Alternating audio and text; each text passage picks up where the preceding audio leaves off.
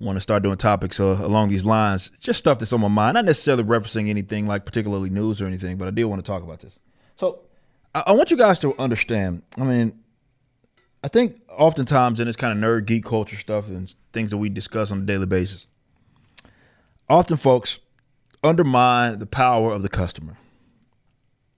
And I think there's a abusive relationship kind of situation that certainly there is going on with like modern entertainment. You know, people grew up on a lot of stuff. They want to see it do better. They've grown accustomed to it being a part of their life. They don't want to see it fade into obscurity. And I can empathize with that in some way. However, I still think you should be treating yourself with some sort of dignity. You deserve that as a customer, remembering that these people are not obligated to your money. Some of this goes into what we've discussed with like this whole inevitability factor that so many people think are a part of modern comic books. What I mean by that, you have so many people that are under this impression that, well, what is what is. There's absolutely nothing that you can do. You don't like it, so what? You might as well consume it because even though it sucks, they're feeding you shit. You might as well consume it because it's the only thing that'll ever be around ever, ever, ever. And now, yeah, that's historically not true. That's ahistorical in the sense we've seen in the entertainment sector. We've seen in the industries, other different industries as well, that, you know, have had larger market shares and they have faded. They have went away. Those companies are no longer around, or at least they're not around to the degree that they were before. So I think a lot of that is for people wanting to protect the status quo. That's why they try to put that into you, that black pill. However, understand that they're incorrect.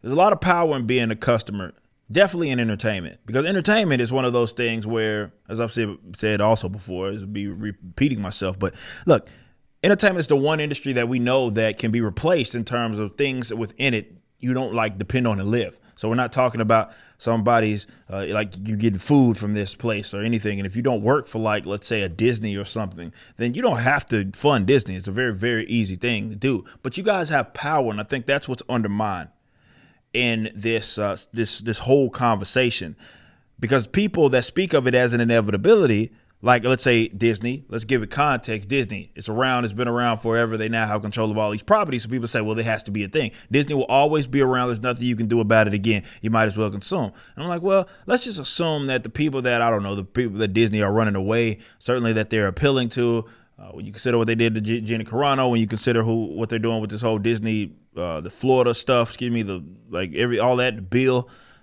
parental rights bill, all of that, and how they've kind of come out and where they draw their line in the sand. If let's say those demographics of people that they're basically just they are just saying, hey, we're not on your side, we don't believe in your values or whatever. If those people said, you know, well, we're no longer going to fund Disney, Disney is done in the capacity that they are right now. The only problem is that Disney has control of so many different things. So Disney has control of not just that in the entertainment space, so like movies and media, but also like theme parks. But either way, if customers just decided, okay, we're done with you, Disney fades. They got one or two options. They have to start getting rid of these unprofitable properties, or they pivot. Either way, it's a benefit of you as a customer, but that requires you to treat yourself with some sort of dignity. I don't know where we got off. Not we, but where so many people got off as if, you know, you have zero power in the customer. And to be fair, a lot of companies are making this as their approach when you see them draw their lines in the sand, certainly politically and ideologically. The reason they do that is because they think they're going to see no consequence to taking the positions it is that they have. So in order to make them pay, per se, is that you got to stop funding them. So treat yourself with dignity and respect. Realize how much power you have, and you don't owe none of these companies shit. You don't owe these companies anything. They are groups of people that are trying to earn your dollar. Make them do so. Have respect, have dignity about yourself. Not even talking about yourself. Yourself, understand that definitely in numbers, you guys got power, man, as customers.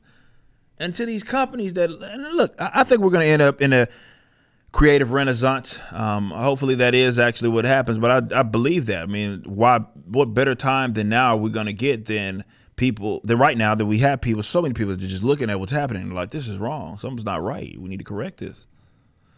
And alternatives can now pop up and, be competitors. We have the means to do that now. We don't have to sell off our properties to make money anymore. Like those days are behind us. So the archaic model that they had, if you just simply adopt something that, look, man, I'm respecting my customers, you should be fine. But what you have right now is that a bunch of people that have perceived, albeit, but they have some sort of legitimacy among the market because they've been around so much, and then they're just saying, you know what, we don't like y'all suck. We hate your politics, we hate everything, but we do want your money. And unfortunately, so many people still give it to them because they act as if they have to be inevitability. What I'm saying is treat yourself with dignity and respect as a customer, and understand that you have power, and understand that you don't owe these damn companies no money.